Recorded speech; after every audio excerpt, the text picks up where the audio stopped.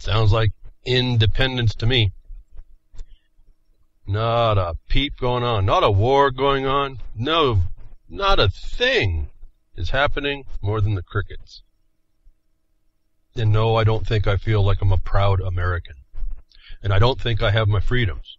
In fact, my last 10 years of doing what my life has been turned into is to fight those that have taken it. That said, I'm still in a place that we can still rise up. We can stop being the crickets. I hope y'all understand the word independence. Could be a contracted word. And your independence, like the interdependence you're living as well, to be in your face here in the next few years for sure. The pieces are being formulated.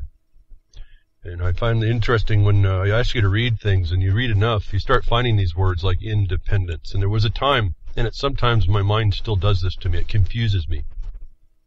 Because as I'm reading along and I read the word independence and I say, well, that means independence to something else. And there is another category of research you can do. When you read for the words that have what appears to be the dual meaning, you'll see another setup done for our benefit to hide the fact that we are independent and not independent. There's a whole slew of words. It's fascinating. It's really amazing, actually, to see how language can be interpreted. And again, we don't make that interpretation. The authors of those documents make that interpretation. Those that claim the brass ring of decision-making power get to tell you what those words are. You have a republic if you can keep it. It was never handed to them. The woman was clueless. Did you give us a monarchy or a republic? You did, folks. Did you hear democracy at all? And here our common vernacular. Oh, we're independent. Enjoying independence in a democracy. Long way the flag wave. I'm really just disgusted at one level. So no, I'm not too proud to be an American. It doesn't mean I don't believe that we have something to fight for. Being prideful doesn't necessarily mean a whole lot, does it? Anyway, we're in a time and a day that I hear crickets. And we can't do that. If we truly want to be able to celebrate something done in the world never done before, we're going to have to do a whole lot more than believe somebody, some people a few hundred years ago put out the foundation that would not be prevailed against. He did say, if you can keep it. And so today, hundreds of years later, a cop accidentally shoots a 4-year-old and walks away without helping. We have drone automatrons for cops, not bringing the peace to your life, which is what the Declaration of Independence was discussing, bringing peace and tranquility, folks. If you looked around and haven't seen the peace and tranquility, then you're not looking. And if you looked and seen that it's not peaceful and tranquil, then I don't know what everyone's celebrating about. I don't know how I can be too proud about that myself. Even though internally, I'm every moment doing what I can to bring back what was supposed to be promised to us. The thing that we didn't yet keep. Cop accidentally shoots a 4-year-old, walks away without helping. What kind of an evil system are you promoting as causing your independence? You could be too smart to be a cop. That came from the Supreme Court. When that came down, I don't know why I heard crickets around that. Now they just shoot your 4-year-old and walk away, don't even worry about it.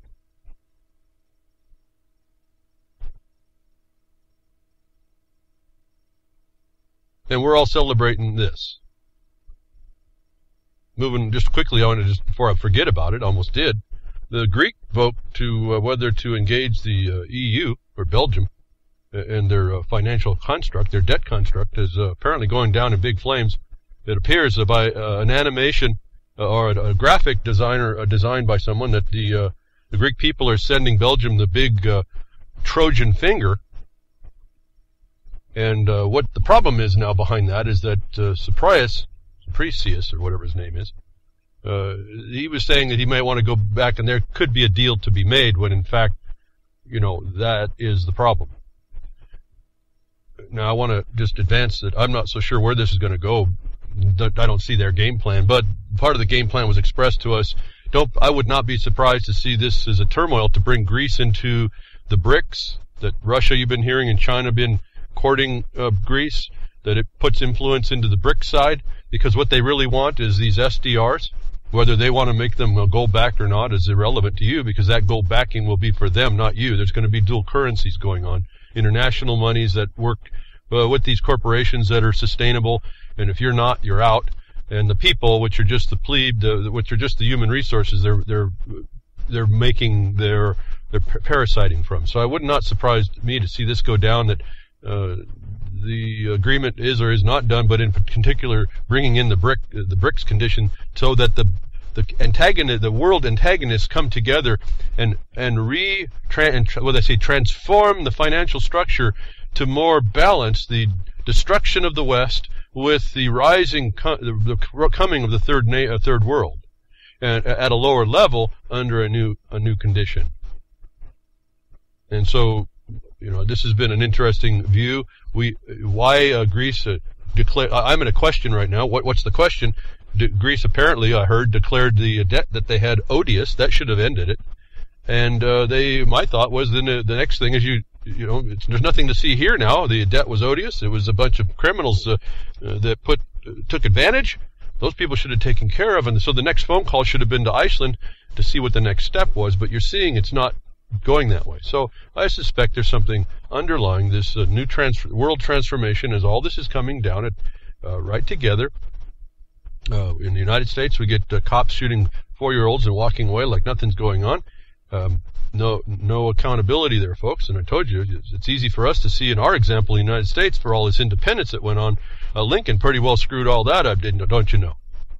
That we now see the elements built into the system that you can identify as the Lieber Code, explaining to you you live under martial law. And Article 1 says in Lieber Code, you don't have to, not us, but they do not have to proclaim it. You just know it by what goes on around you. And I've indicated a couple of articles in there that show you what you can look for, like your local police are being funded by revenue that they derive from what they do. In other words, what they do funds them. If you haven't seen what fines and fees go to your local jurisdictions to keep you in control underneath the military structuring of the execution squads we now see, executing the executive side of this thing, where all the agencies are to form the law up that the supposed legislature makes as law, that they then come back and follow in pieces and parts. They build up the construct of servitude for you. You didn't see it coming. When it reformed up on the execution side, you start dying.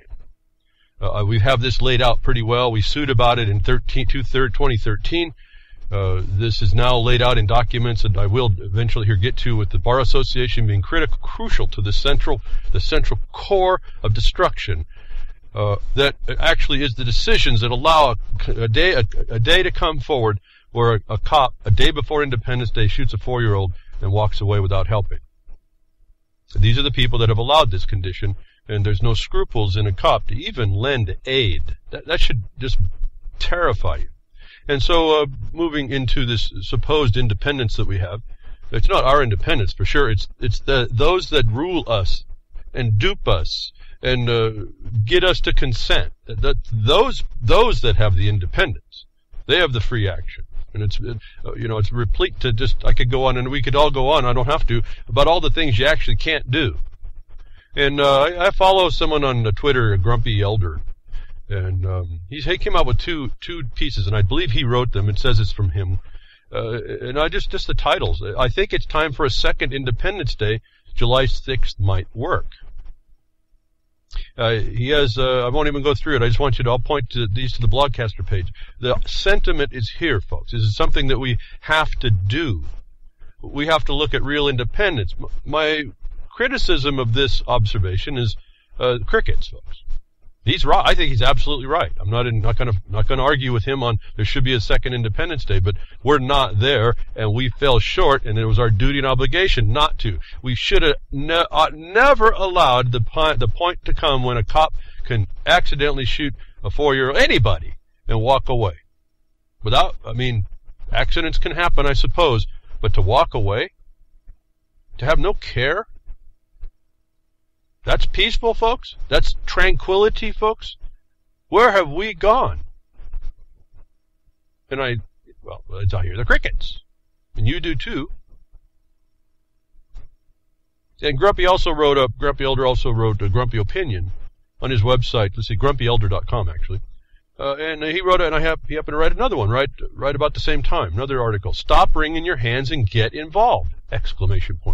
Stop wringing your hands and get involved. What have I been saying forever, folks? Now, I know my organization is a little different. My mind came from my support, the support for my facts and my law and what I thought was true came from a different place. It came from international law. It's how nations deal with themselves. And then I told you I came onto the idea as well that we are nations unto ourselves. We can be defined. We can look at ourselves, our own physical body, and we can correlate the things that our body created in the outside world is internal to us. Like our organs, we're organized. We have a judicial branch. We have our moral capacity. We have our law. What we produce in the world as our law. What we follow is internal to us. We execute upon those principles. We rethink about an action that we were supposed to be following some concept in us. That's our judiciary looking and rethinking whether or not was that really within our Constitution, as I talked to you last week, within our Constitution, not the United States Constitution, but your own bodily Constitution. The government is just a fractal external to us that I could see, at least the way I started to perceive the world. We are nations unto ourselves, though notwithstanding no man is an island. Nations unto ourselves, and we can deal with each other. I rationalize that I could deal much easier in international law how we're supposed to interact with each other, because those things are really simply stated. They're not buried in a bunch of nonsense. That I came out and I could see what we needed to do in the country after the country was created and after all the instrumentalities were made, and we were given something we had no clue about if we could keep it. Well, how are you going to keep it if you don't know about it? And then we didn't dig in real hard and figure out what it was actually and keep it. That we're today to the point that we have to do this again. The revolution never stopped. It didn't end with the revolution that started the United States of America. It was a continuing plunder of those people that were being used as human resources throughout history to create the next advantage and opportunity for those that knew those people being taken advantage of better than they knew themselves. And Grumpy Elder comes here this many years hence into the time of this broadcast that I've been talking with, and he says, stop wringing your hands and get involved. Boy, I guess to me, I can't explain so much why that becomes important, except to tell you when I see emails, just streams of emails coming through. Everybody predicting the downfall, predicting the end, predicting martial law, predicting this and predicting that catastrophe, predicting all these different types of ideological connections that prove the point. And the days all come and pass, and none of that happens. And I look at all this, whoa, wringing of hands, gnashing of teeth, all this stuff we hear. Don't do that, folks. And here comes Grumpy Elder to tell us again, stop wringing your hands and get involved. What have I been saying behind the woodshed? The principle is you have to get involved. We cannot be crickets. We cannot celebrate being crickets. But we're celebrating being crickets because we don't know any better. And that was another thing they did to us. That's not an excuse, though. So I thought Grumpy Elder wrote two important statements. I think the sentiment is absolutely what has to happen. We need a second Independence Day. We actually need a first one, actually. But the point is we need to step up. We need to stop this nonsense. You like a world, you think it's peace and tranquility, you think you're a proud American to have a cop accidentally, and this was on a call, he was in an official call, accidentally shoot a 4-year-old and walk away? I'm not even touching the ones that they do, they execute people intentionally now. You like that? Let's go from the 4-year-old to the regular action that goes on. You're proud of being American because your country has people in it that do that. And a whole lot worse. And I guess what gets me a bit is, I know I dedicated my life to this because I realized that we were literally an occupied people long time ago. And in an occupied territory, you have to have a whole different idea, a whole different methodology. And so that has altered my perception a whole lot and how I proceed. But we are proceeding within the context of that condition, and I identified multiple occupations. Many people took advantage, and we saw the core. One of the cores of which is the Bar Association. They've caused this over time, and we weren't vigilant to stop it. To the point now that there is no scruple in a peace officer we were supposed to keep to not shoot even a dog that he got threatened by.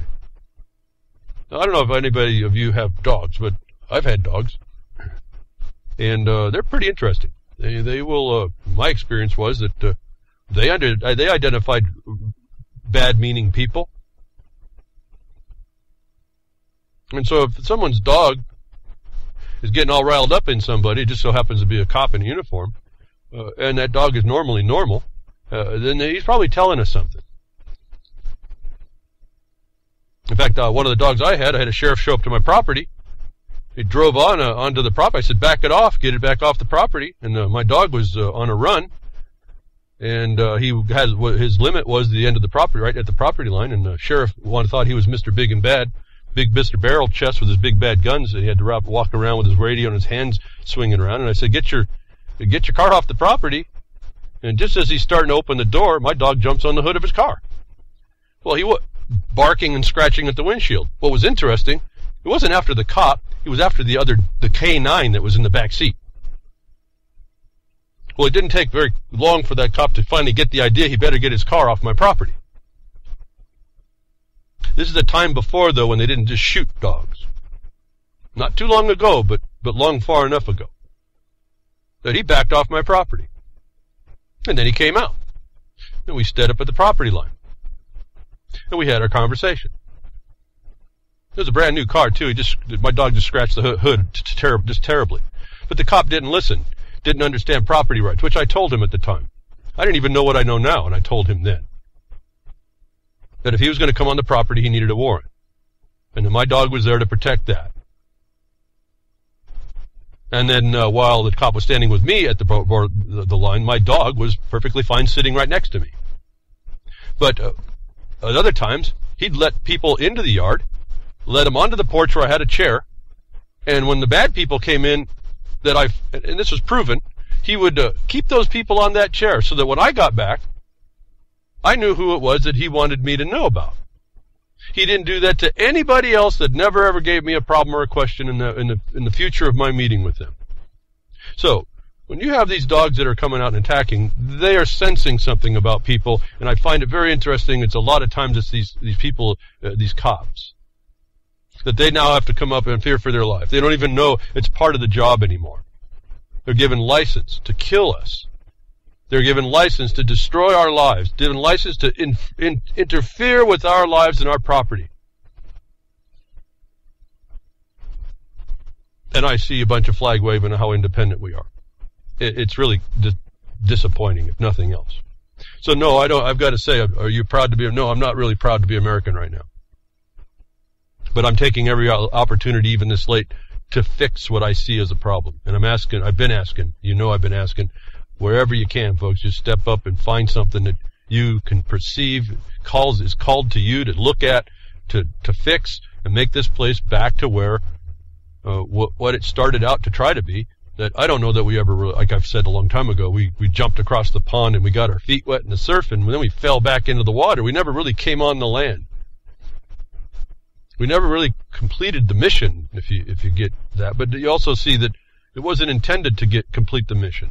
Why? Because those people were being used. They were being herded around by disasters like they are today. Where you go bomb upon a place, the people run. And they run somewhere else. And you get this mass migration of people. And you look at the UN, they talk about migrations of people. They know this is the plan. Why do you do that? So you get rid of cultures, you get rid of traditions, you get rid of rituals, you get rid of family, you get rid of stability, you get rid of the peace, you get rid of the tranquility, even if you don't have a Declaration of Independence to say so. I don't know why people don't quite question, how come without a constitution that gives them the right to bear arms, how come all these people in the Middle East have arms and grenade launchers and make bombs and all this stuff? That should have been a clue as well, folks. How we're not.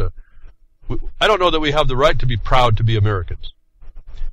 I do believe we have every opportunity and every duty to re-grasp and gain and find and hold what was promised to be. That new awareness that was going to be independent of the slavery revolution of the world that maintains itself today.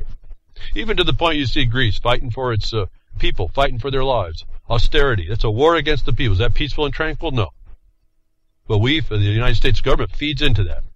Lets it continue. It's part of the main system with the Fed and then the IMF, isn't it? Are you proud of that? Most people don't know. I mean, this is the other part. We're so ignorant as a people. Am I proud of that? No, absolutely not. Good people I know are illiterate. Am I proud of that? No. So we have a lot of work. And I just wasn't even going to talk about it too much, but no, it's just one of those things. It's been my life to realize that we've been duped. They've done us pretty good, and yet, we still have the opportunity quite yet to reverse it.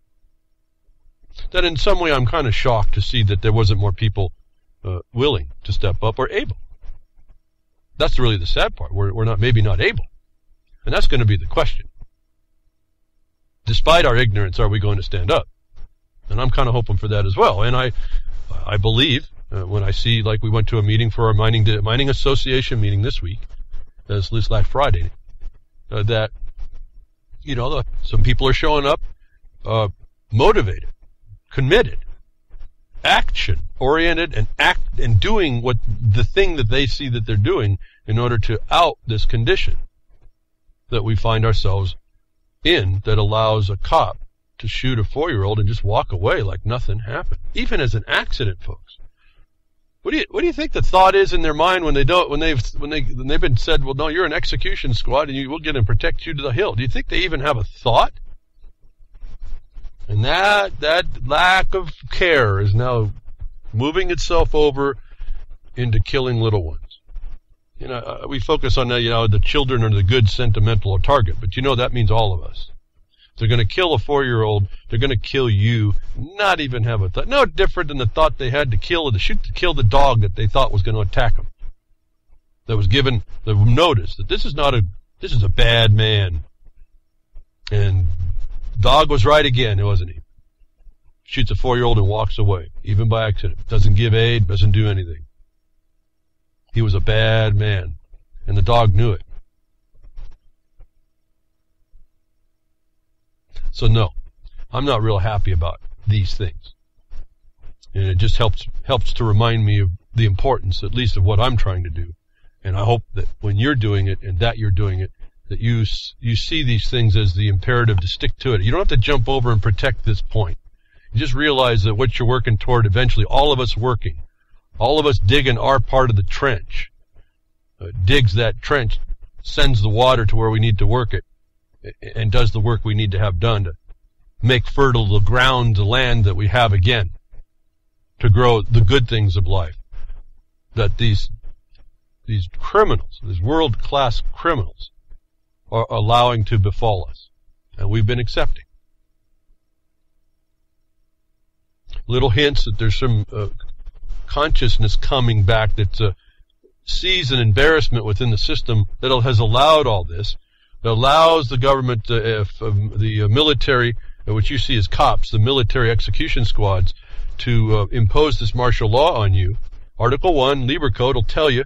They don't have to tell you it's martial law. So anybody you hear, any host you hear doing any broadcast that says martial law is coming, you should just stop listening to them, because the Lieber Code will tell you that they don't have to tell you, and you're already under it when you see certain things, one of which is forfeiture.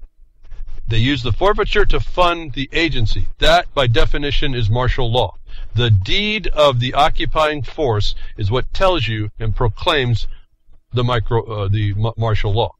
That there's even an embarrassment within the system over this, as a judge cites the government for, quote, lack of candor in returning $167,000 seized in Nevada. This is a guy that came from Hawaii, was running around the country in a motorhome, just visiting the mainland, so to speak, had his money in his motorhome, and went through near Elko, Nevada. And so here, all you folks that wanted to plan on going through Elko, why don't you just send a note to these people? You get the link to the story of the blogcaster. Do some research, find out what the jurisdictions were that did this, like the state police as well. Said, listen, because you're acting like fools and thieves, I'm not coming through Elko. I hope you dry up and blow away in that desert you live in. So you could do that little thing, but you stopping people visiting and making up stories like this guy from Hawaii is driving around a motorhome going through Nevada on his way to California to buy pot. And that's good enough for you to jump on it, make a lie, deny his right that he asserted against you looking in his motorhome, fabricate this story as a sheriff deputy, not letting the sheriff deputy in the first stop get access to the motorhome, which is his house.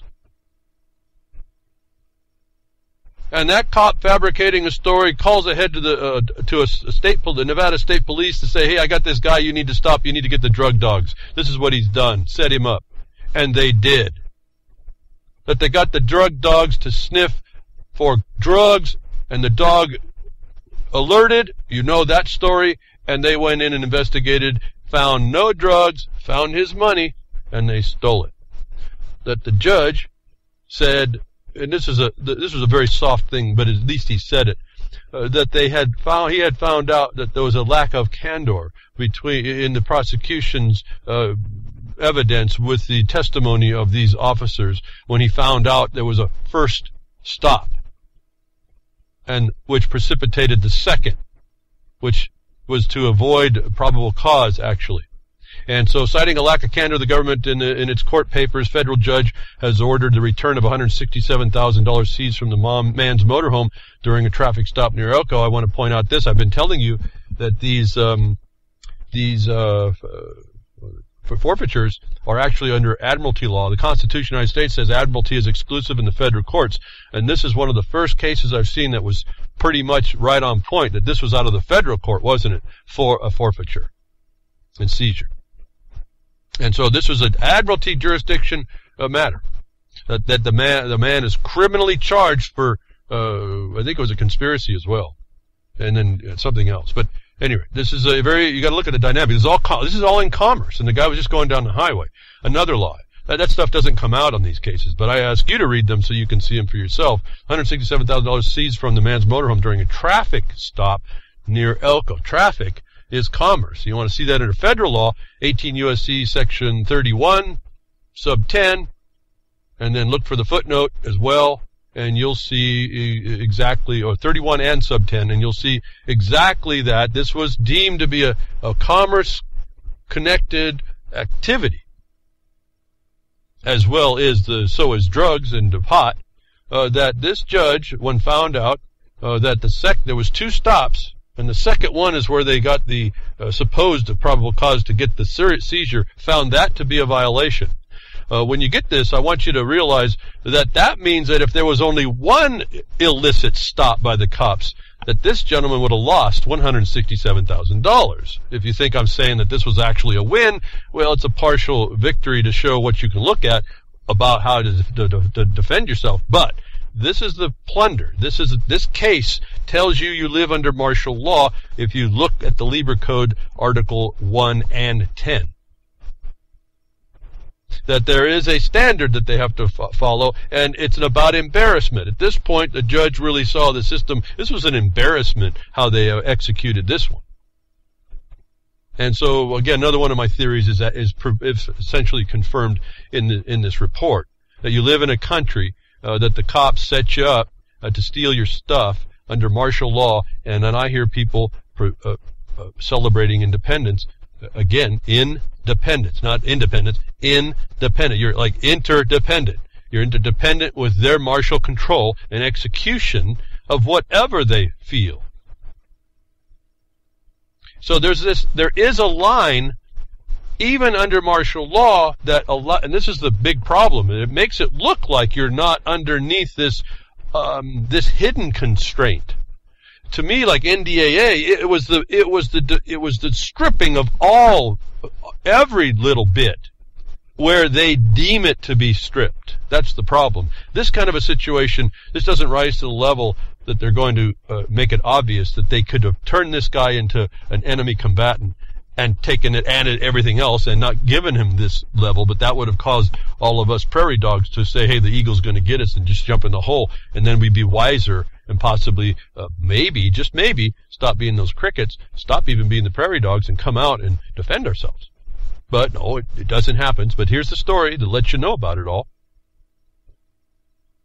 Interesting to me, the first line tells me a ton, and it tells me I'm sitting in martial law, and then they exceeded the line where the system of oppression and control wants people to see. In other words, you don't do things so obvious that you rile the natives, because it's international law says if you rile the natives sufficiently, they will take you out. It's a historic fact. And that's why I have a little bit of optimism. I'm hoping at some point, as ignorant as we are, as duped as we be, even if it's not the way I'd like to see us go, which is with a methodical, planned, intelligent action that fixes this, gets us off the revolutionary wheel, and puts us into back the control that was a promise to us, the distinction in the world. We don't even do it that way. If we have to go to whatever pitchforks and torches, as it's the euphemism that we bring up, then so be it. But let's have it, folks. Let's have it. Don't be talking about Jade Helm as a problem. Resolve it. I told you how you can do it. Why doesn't my words, because I don't have all the connections, and I don't like just knocking on anybody's door and kind of imposing what I know about this stuff. In fact, that was one of the discussions that we had. They were asking us, why weren't we as a group of association, or my work, or my colleagues' work, or the work of others that I'm helping, why aren't we telling other people? And I said, well, first of all, they've said they don't want our help, but we're also not people that jump out and try to stick what we know is in your face and say, you have to agree this. We rather have found out it's better to find out that you see the problem, and when you have a question, we'll offer you what we have found. We have found that actually works a lot more better than us trying to stuff our nose in your business. And so this is a more delicate condition. Finding the communication patterns is important. But we have a bunch of people that were asking us why we weren't getting involved with other groups. I said, we're not getting involved. None of the other groups have come to us when we've said we're here to offer the information that we've had. In fact, they do just the opposite. So we have internal divisions. Everyone wants to look at this race stuff. We have internal ideological divisions. And race, again, remember, I've told you this, it's not such a big deal. Race is just an isolatable group.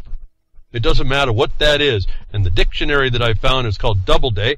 One of you might have this, and if you do, open the page to where it says race, and I want you to copy it out, put it in a PDF, and spread it all over the internet. I don't have that book anymore. I don't have access if I do have the book. The Doubleday Dictionary was a little bitty, I think it was a 1974, 76 version. It was a little bitty thing, but it was very, very thick. And the word race was in there, and the example was the race of lawyers. For the word race. If you think this is the word race is limited to race, it's simply an identifiable group. And so, chickens are a race. Religion, you can be a race. It's not that magic a word. That the races, we got race war and even ideological preferences within the construct of what we think America is and how it's supposed to work. Within even the construct of looking at the Constitution and saying, well, this is how it's supposed to be. And that's enough to cause division in most everybody. And so the answer from us at this point is, well, we are going down a particular path that we have found. We have a foundation that we've backed up, not just by what we think, but what we've developed. In other words, like our lawsuit gave us a default judgment that's an operation of law, the fact to which we complained and now enjoy, if you will, the proof of that finding of criminality. This is not our opinion now. So we can bring that to the table to anybody, and we can explain that. But, that's a lot of work to do that. You have to understand all the foundation of how we even got there. You have to break down prejudices to do that.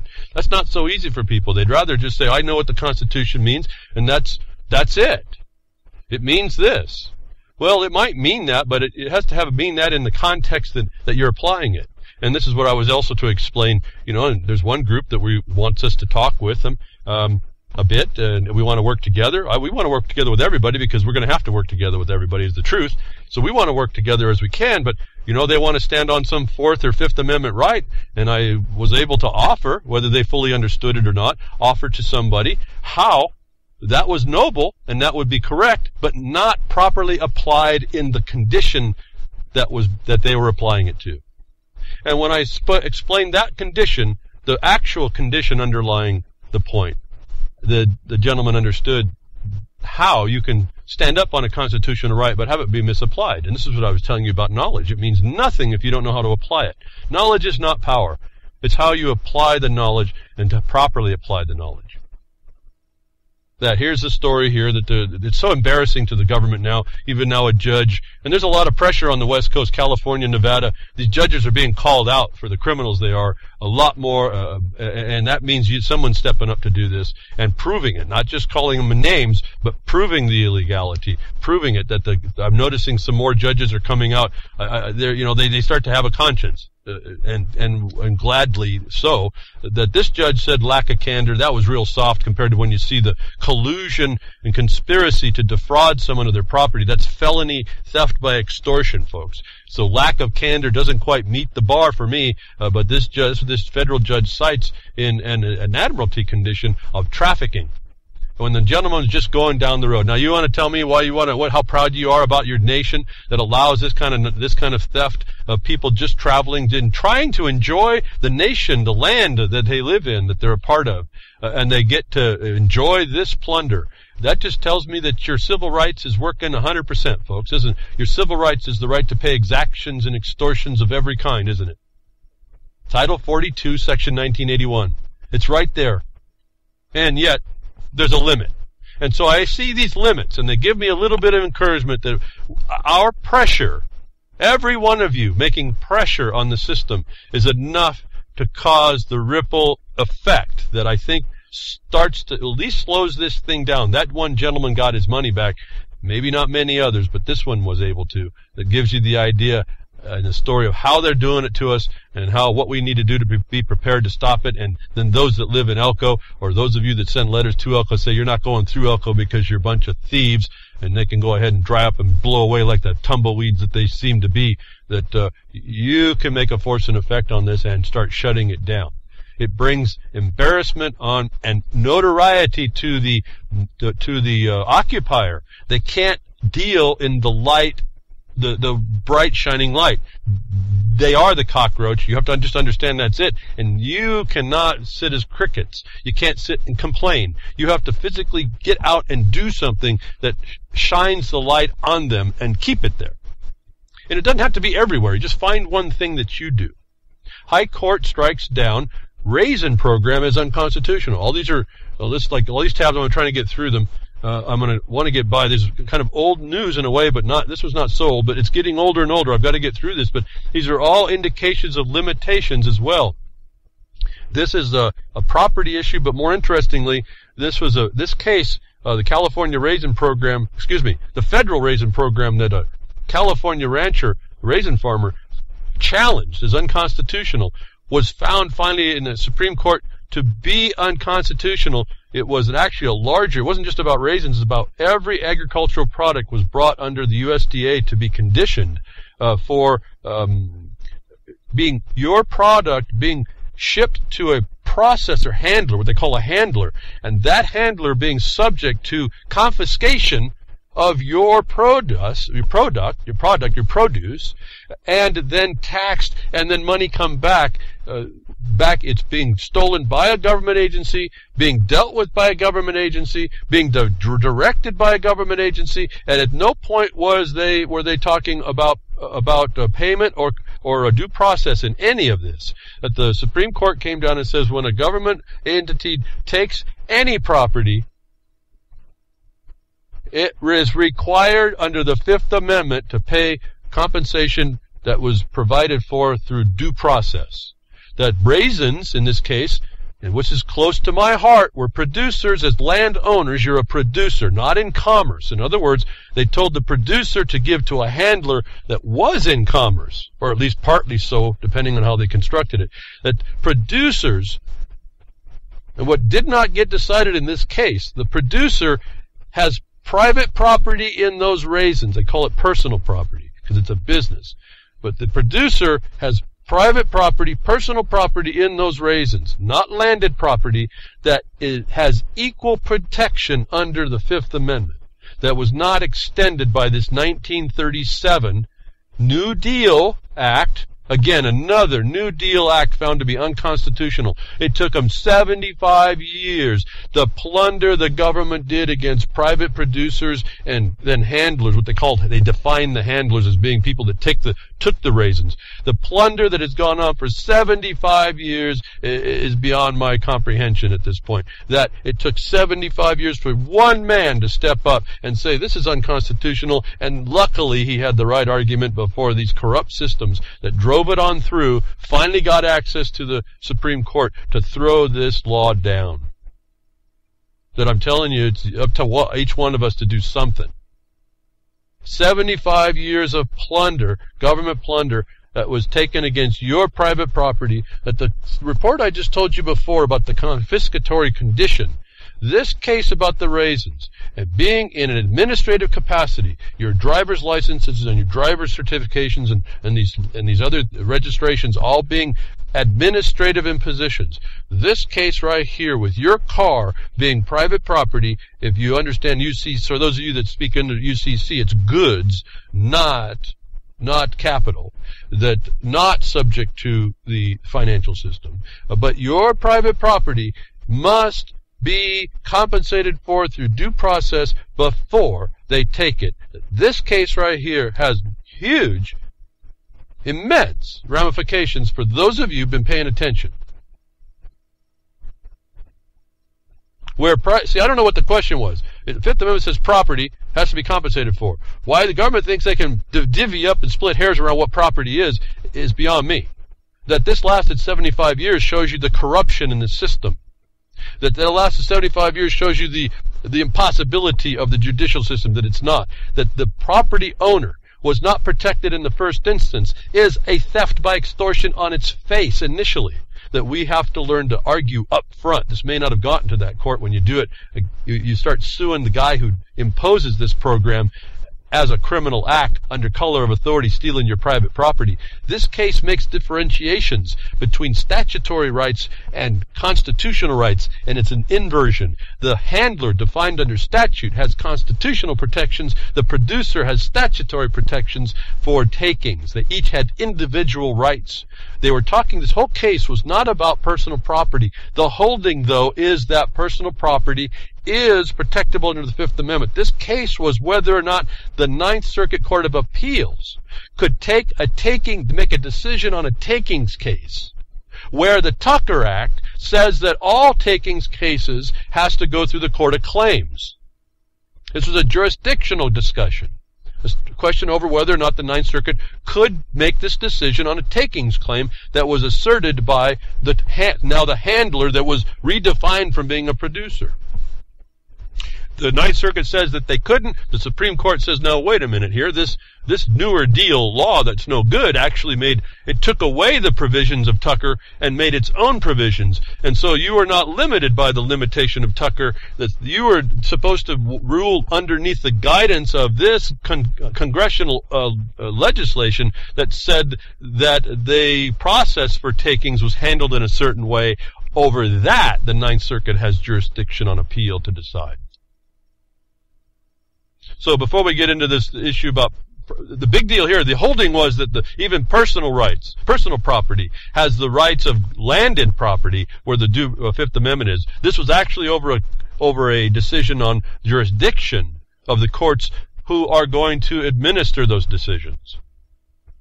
This is really just a procedural thing in a way, but it's big, immense ramifications for those of you who want to apply that personal property, taking personal property in the first instance requires due process and compensation attached to you when they steal your car, when they forfeit your stuff because they make up these issues, and then they try to bring it into a forfeiture proceeding in admiralty where they sue the stuff itself. You get to come in and say, wait a minute, you didn't get title to that lawfully. You fabricated a lie to put me in commerce, to take away my rights as the one who owned the property, as if I was being the producer side. They said the producer side, the raisin farmer, actually had personal rights over those raisins. That was protectable in the Court of Claims, and the handler had constitutional right as a statutory entity to have the Ninth Circuit decide the takings claim. And I know that's probably technical for people. The point is you have to follow what's going on, and it starts to lay this system out a lot better. And the better we understand it, the thing that they've been making obscure to us becomes more clear, and we get to work with it. Okay, so the forfeiture thing you heard before may now have been illegal on its face. And I'm bringing the addition that you start asserting the fraud of bringing your activities into a commerce condition, and now you've got them in the theft by extortion under state law that I think every state has. I've read them in different states. They may have different discussions. You have to find the one for your state. And they also have now, I just found a couple months ago, felony conversion, where they use an intermediary to take your stuff. So the Supreme Court decision on the raisins actually affected quite a bit. It makes it harder for government to take personal property from Americans. You won't find the word American defined so well, but it doesn't matter. That's just a street language for us. This is all done out of the New Deal theft that went on in this country, and we were crickets to that. This is all before most of us anyway, but we were crickets to that, and we suffer it till today. Until someone was able to climb themselves out of the stinking abyss, get on flat level land and say, hey, you folks don't have the right. You haven't had a right for 75 years. You've been coming after me. Now, in my mind, I haven't researched that anymore. I'm sure there's major takings claims, major violations right there that can be moved on. Again, the issue doesn't stop to now compensate the people that have been stolen from, extorted from, as is their civil rights. Why are we proud of being American to have civil rights? There's right to pay exactions and extortions of every kind and no other. Now understand here, you have the right as a civil entity. This was about landed possession. There is a limit to the occupying forces' authorities. They have to take the laws they find as they find them, as they come on, and they can change them over time, but not all obligations and duties they can change, such as treaty obligations, such as soil disposal obligations. The occupying force can't change that. Why I've found mining law, which is property law, to be very formidable against these occupiers. Because even underneath the Lieber Code, you find that they have to compensate you. This is the other thing. Even under Lieber Code, there's a compensation problem that the occupier has to do. So, different statuses. Here's why I keep talking about challenging authority. You have to understand statuses. The status here was of a property owner who has property in his raisins, has a right to go to the claim. It's by the Tucker Act, has the obligation, literally, to go to the claims court to when the government steals his stuff. And the handler, the statutory being, has a constitutional right underneath the takings of the Fifth Amendment, probably the 14th, to protect the property, the commercial property of the handler. And that can be decided because of this act in the Ninth Circuit Court of Appeals, which is normally a court of review only. And so you see this distinction when you start looking at all this. There's these categories of status that you really have to pay attention to. Well, I keep asking you all to stop being that person and step into your nature of being a man or a woman and identifying the distinction, and then from that status identify how you've acquired your property, whether or not it was through a function instrumentality of the government by a code which giving you some constitutional protection, or if you received the property of a certain act of Congress that puts you into the right and an agreement by relation, And a contract of possession, whether or not that status sets up a different relationship, is what you have to identify, that these landed relationships are very powerful. And yet there's an encroachment on them, where we see the Supreme Court saying that private property has to be protected. Weeks before that, there was a report about California water. You know that the water wars are on, folks. This is what they need to control us. Everything you need is going to be controlled by them. Those that are actually having independent authority, independent power to move about the country freely. Not you, them. That even in California, where the raisin rights are there, there's water rights that are supposed to be had. You see the government not looking ahead and building dams to protect reserves of water in the winter. Notwithstanding, they may not have been so much. You're still, when the time comes, you have to be looking ahead to protect the producers, because without the producers, you die. You don't have food. You don't have construction materials. You have nothing to proceed in the society. That's why the producer, the soil possessors are really a class apart. They're a race apart.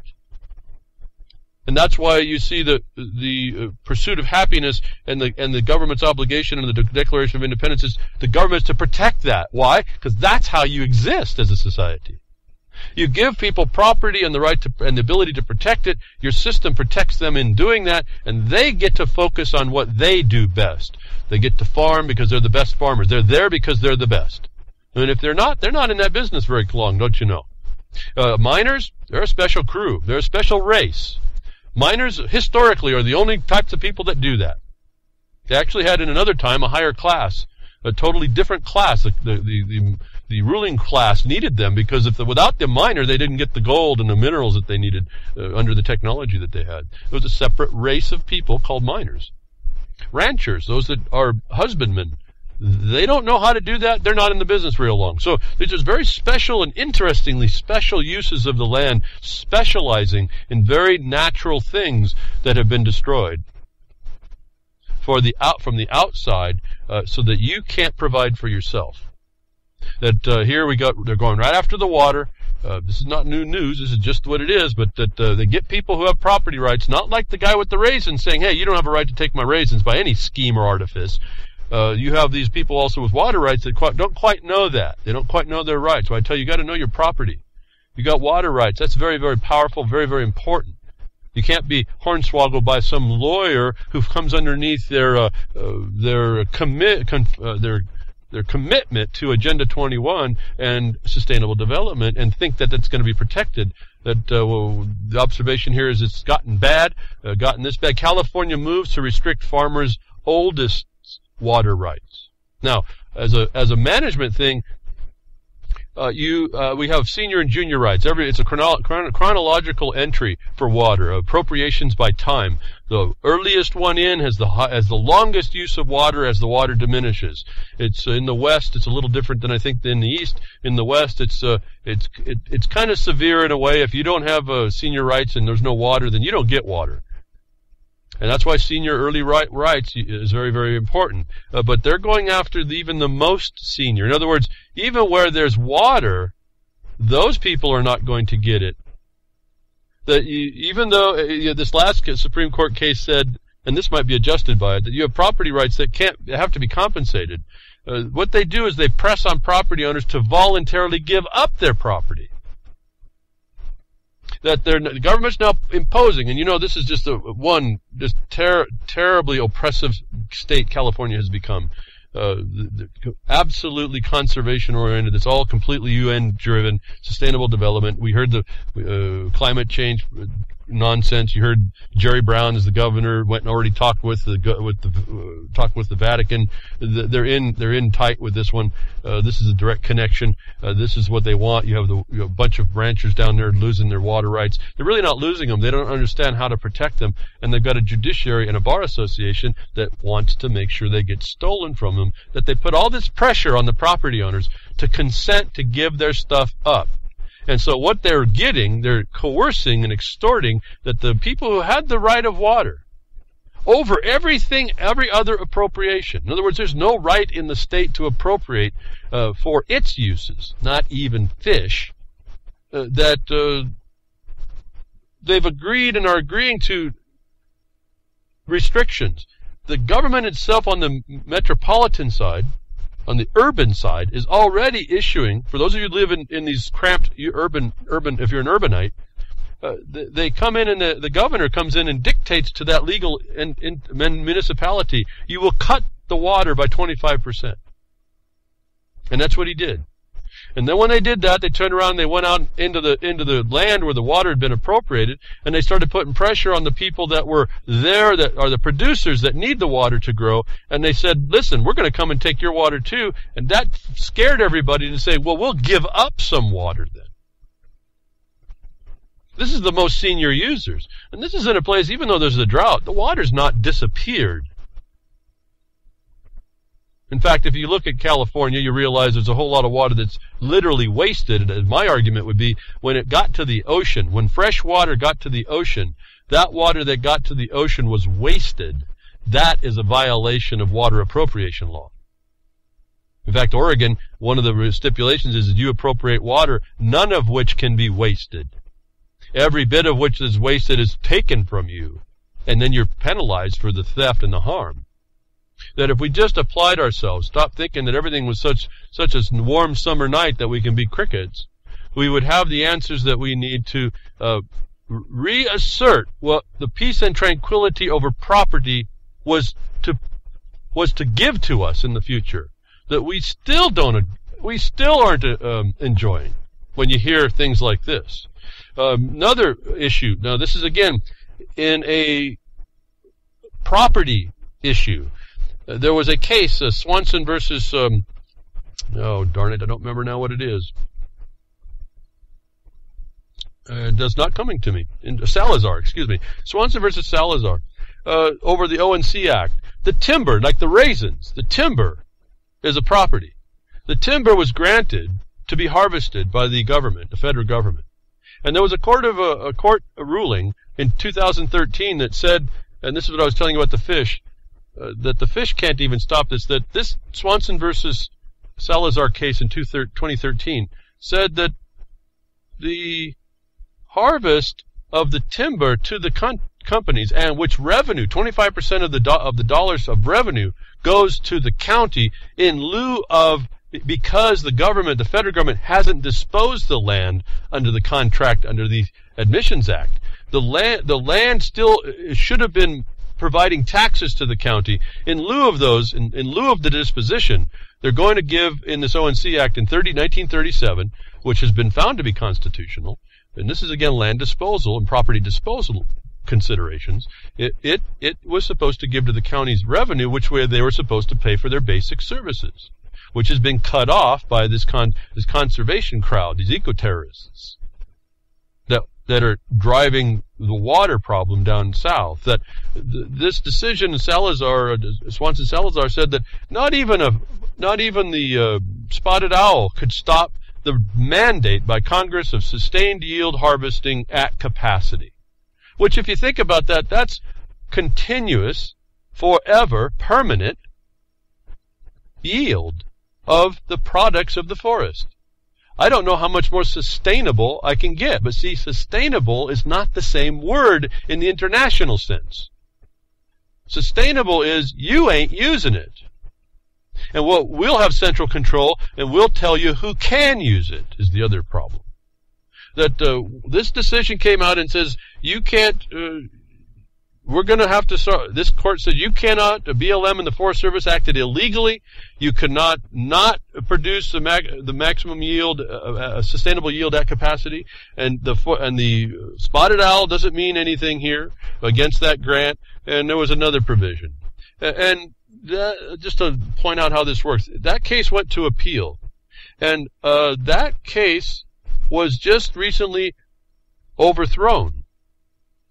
But it was overthrown for an interesting point. And so within the context of this property issue, and the revenue's going to the county, and now not going to the county, and so your lives are being all impressed by these conservation eco-terrorists that have no standing in law whatsoever. The ruling didn't come back that the judge's decision prior was wrong. It didn't say that the BLM and the Forest Service didn't act illegally. It didn't say that the spotted owl does have an imposition, although they did speak to a spotted owl consideration.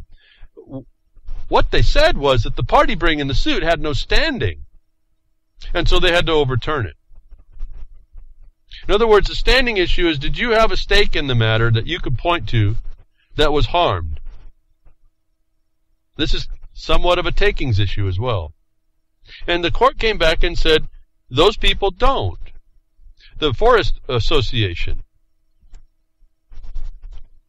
And I looked at that and I said, well, there's your counties have the license if they needed it. If they were looking around for the reason, the lack of revenue to the counties, this overthrow of that previous decision, which did not overturn the decision by the lower court, given that it thought it had jurisdiction. In other words, if it had jurisdiction, it didn't overthrow that part of the decision. It just overthrew the fact that the people standing in the court didn't have it. But given that the court would have had decision, what it said was correct, the lack of revenue to the county is now opened up as the standing under the ONC Act.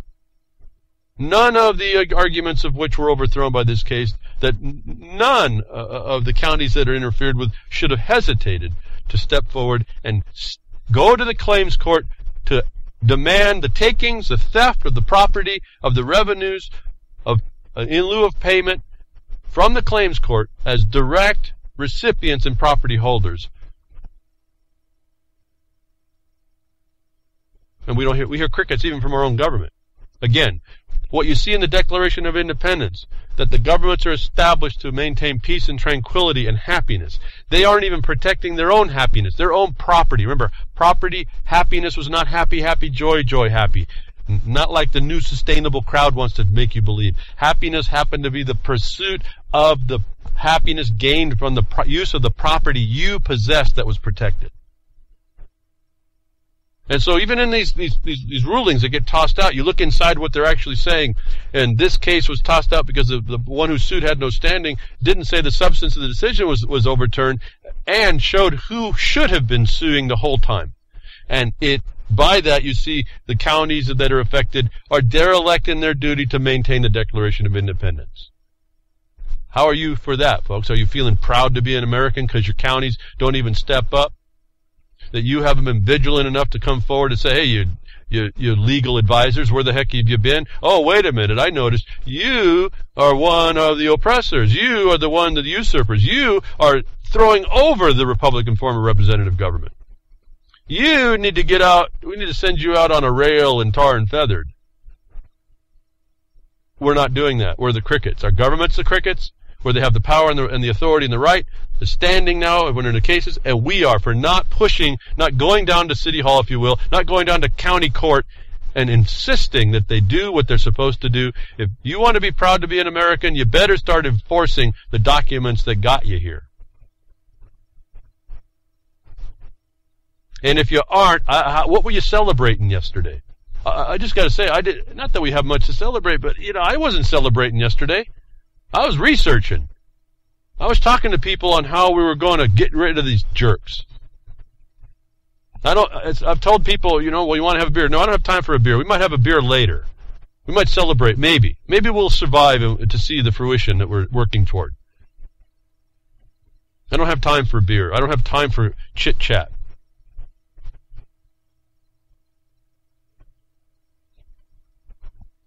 So no, I wasn't celebrating yesterday. And I don't think about it, because I think if I thought about it too much, I might actually start weeping.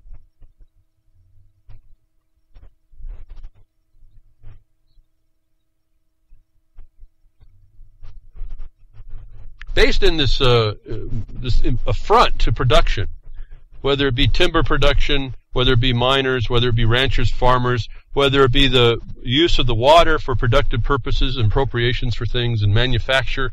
These things are not in commerce. Manufacturing, mining, forestry, farming, ranching. They're not commerce, folks. In fact, if you look at this, one of the important things you need to see about that raisin case is they talked about the producer as a distinct race, a class of the handler. Even though they may have been the same name, they had a different class under the law.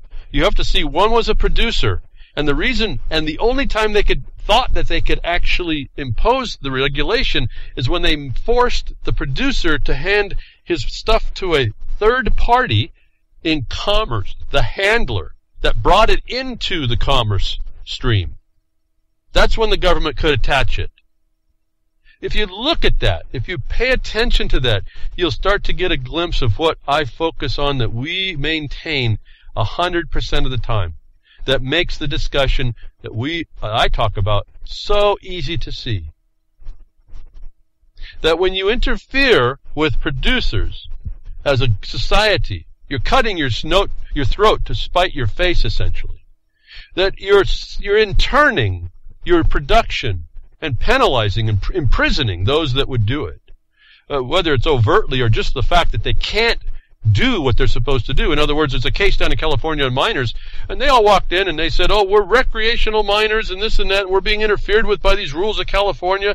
And in fact, that is a letter that came, the association, the vice president of the association started to read this letter, and I raised my hand and he called on me.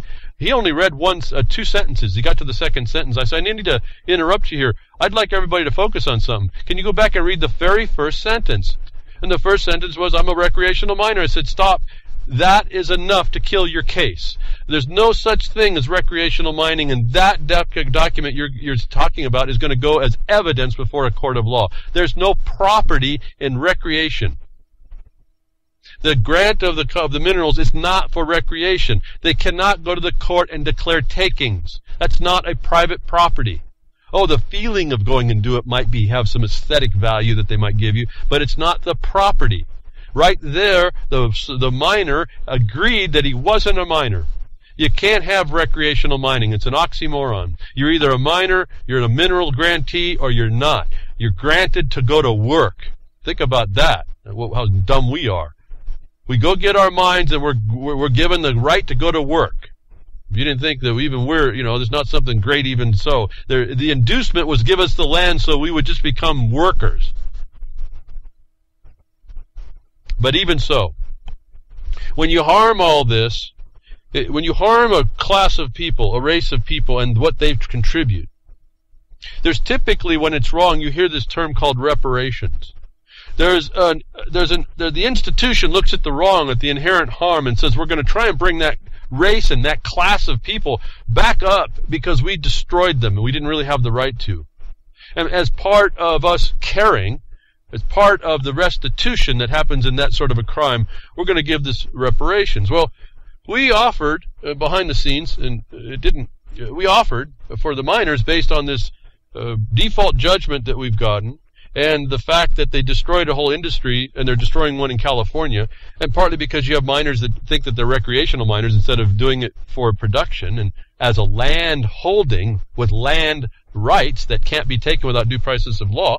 They talk about spacious things and aesthetic things like recreation. That when you assert the property instead of the spacious things, and you take that, and as a society you claim that you want to encourage production, and you've destroyed it, then you should offer reparations to those that you've hurt that way. That we offered behind the scenes a reparations bill for the one state to produce a fund to start miners to in their capacity to prospect, to induce us better and get out of the way of our way to produce more minerals for this country. That I found it fascinating that a long while back I found a story that the $16 billion fund for gold mining could shift market dynamics. One of the most largest sources of funding for gold miners was announced this weekend, but you have to be in the right part of the globe to grab a piece of the investment cash. Now, we had submitted this last year, this proposal to the legislature to accept, to engage us. Well, they didn't find anything wrong with it, but they weren't going to engage us. So that, again, this was the proof that the Democratic Party and the Republican Party and the Bar Association do not want producers to advance themselves to help the country. That was another proof. That's another reason why we did it. But we offered an answer that China picked up on. Not that it came from us, but in their thinking about what they did to their own industry. They knew they have to do some investment instead of beat down the industry, instead of controlling an industry, instead of regulating the industry. They have to induce it into action because they've been oppressive for it. That China came up with 100 billion yuan in order to interest their people to be miners. That helps them in a global manner, too. You have to understand what minerals do for their nation. That we advanced a year or so before that this country will not do for its own people. And our money was a whole lot less than 100 billion, I'll tell you. We were wondering what that price would be.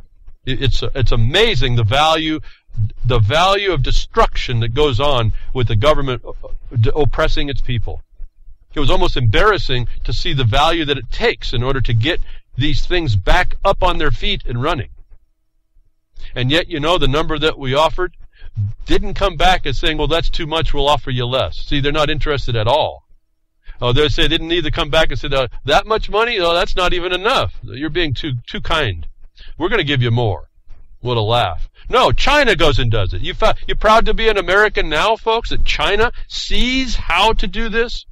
Something that was done here in the States that was denied by the government, a sub-government of the United States of America? You proud to be an American, folks? You celebrating that? I'm not ready to yet. I found a different reality, folks. In fact, it was brought out in the association meeting. Well, what about going to the law enforcement? Oh, yeah, well, we just did that. We went to the law enforcement. We said the government's cause are the criminal. The employees are the criminals. We outlined how they were. They're committing multiple felonies and treason. And what happened? We got attacked by the law enforcement, so-called. The knee breakers come to us to say, stop that. You're not going to do anything what you said. You proud to be an American, folks? You feeling pretty independent? Or do you live in the martial order that exists, the open-air prison that is findable just by paying attention? Are you celebrating that, folks? Or are you being crickets? Are you closing your mind to it? Do you know people that do that? Are you helping them to find and I know it's a communication challenge, but find the communication path. Are you doing that to your fellow Americans who believe they can be proud? High-ranking BLM official convicted in Montana of fraud and theft. And we see this over and over. People in government using their offices to commit crime. These are all felonies that none of us step up to call out. And now we're finding out when you do, the government comes back against you. Now, that didn't stop us. We're just looking at the fact of this and say, okay, we'll grab those in our net now. We're fishermen at this point. We caught those guys in our net. Now we're going to go after who they directed us to. They made some discussion about who has sent them. We're going to go after those people now. The fish are getting bigger and bigger and bigger, and we're having to make more and more net to keep them contained as we catch up the crime that goes on in this country underneath the red, white, and blue. I'm not proud of that, folks.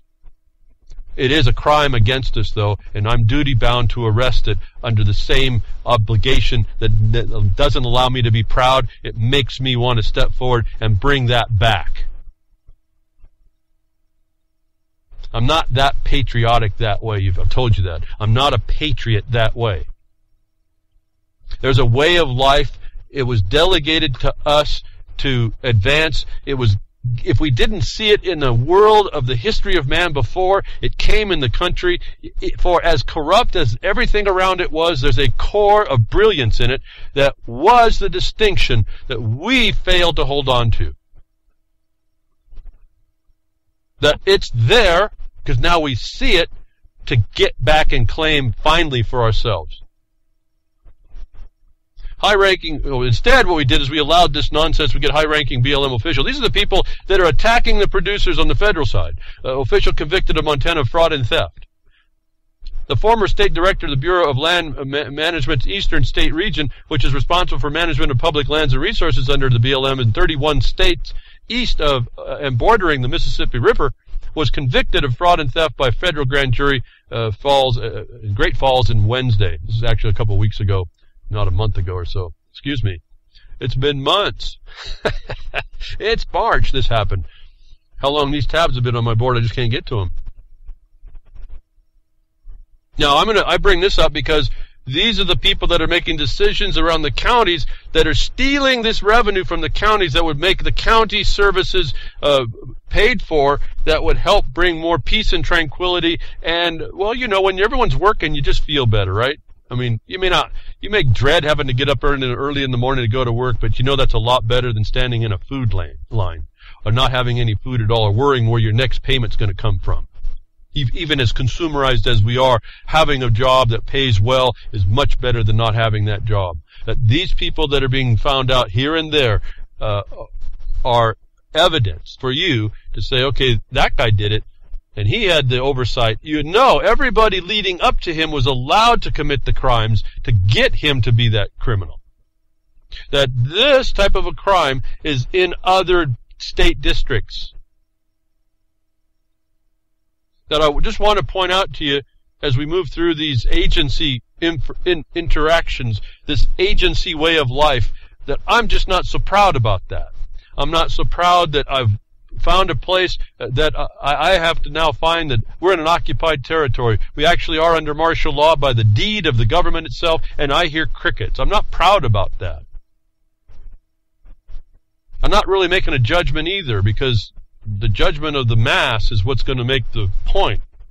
Maybe I'm just a little bit too, maybe my mind wants to be a little bit too free. Maybe my view of a good life, a peaceful and tranquil life, is just too far out on the fringe for most people.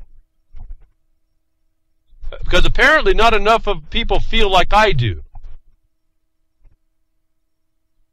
That they tolerate these criminals, these agency criminals in their life, and we don't do anything about it. And now I'm noticing as we've been doing this, we have every tool in the world to go after them. And then when the government didn't do it on their own, we started to do it. We took it on ourselves. We're finding the laws to do it. You can too. And then we find that within that law are other people protecting these criminals. And so we make our net a little bit bigger. We don't stop knitting that net. We're a fisher of criminals. We're a fisher of men. You can just watch what we're doing. I'd rather have you start knitting a net, or tugging on a rope to take up some more. Catch up more criminals in the government that tainted where we are going. BLM route planned to close over 1,000 public routes, riles western Colorado. It should do more than rile the western Colorado as they steal your land. You proud about that, folks? Are you independent of that theft? Put another shrimp on the Barbie. Oh, maybe that's another nation. Excuse me. The plan that will close 2,000 miles of public road that have previously been open for use by the people of Mesa County is creating a public backlash against the Grand Junction field office of the Federal Bureau of Land Management. Folks, that should have been more than a backlash. That's a felony. It's also a federal felony. It's a state felony. And why we tolerate an agency taking away our freedom of access. And that it's a continuing issue is really the thing that gets me. I'm not proud of. I'm not proud that there's only just a backlash. I'm happy to see a backlash. But this is crime that's going on that is accountable at this point. Grand Junction, Colorado, should stop these people by arresting them for felony theft by extortion to use the color of a federal office to steal vested public roads. those roads of which state law ought to say, because I've seen it in other states, not Colorado, ought to say that the authority is in the state or the county, more likely the county, to determine the continuing condition of those roads, whether they be altered, modified, or changed, destroyed but changed. They can't destroy understand this, folks, they cannot destroy a right-of-way. What they can do is they can assure that another right-of-way will carry the capacity and does the identical thing that that road does before they can get rid of it, but they impose the duty of they impose the right of access on the other public road. So in other words, when the land gets vested for a use, it can only be taken away if there's actually no actual continuing purpose that road does and another road takes its purpose, because these things are permanent and they are not assailable by anyone unless the entirety of the government, which is the people, gets together and tells everybody finds whether or not that road can be altered. If there's any need that one new road is going to not provide, that road cannot be taken out. That's how permanent your land disposals are. That's how different the the United States was even to the West itself. With our permanency of the soil conveyance, the records that identified that soil conveyance, the courts that were supposed to, and the laws that recognized the evidence that those records did, and the protection against destruction. The due process required before destruction, let's put it that way. The high level. In other words, you've got a due process and compensation going on at least. The compensation of which in a road would be making sure the other road compensates for the lack of use of the first one. That these things is what made us different in America. That I'm excited about. That would make me feel wow if we were doing it. And we're not. More evidence. As we move on, more evidence that I'm not so proud of. I'm not independent of this kind of tyranny. I have nothing to celebrate about in that regard. So, to me, I'm in the trenches. We're at war. Celebration has to come later.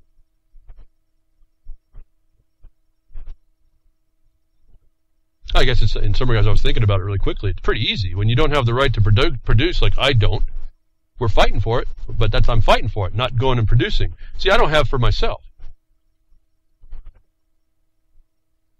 So even if I wanted to, I don't have the wherewithal to pull together what a celebration might be for myself. Self-evident proof that we're no longer sitting in a place that was prepared for us, or that we kept it.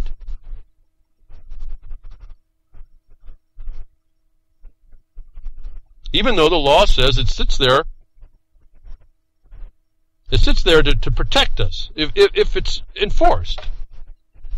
And interestingly, the point of which, until we got involved, those of us that do, on this land, public land things, we were getting run down pretty quickly, and there was not much notice taken of us early on. Maybe not so much.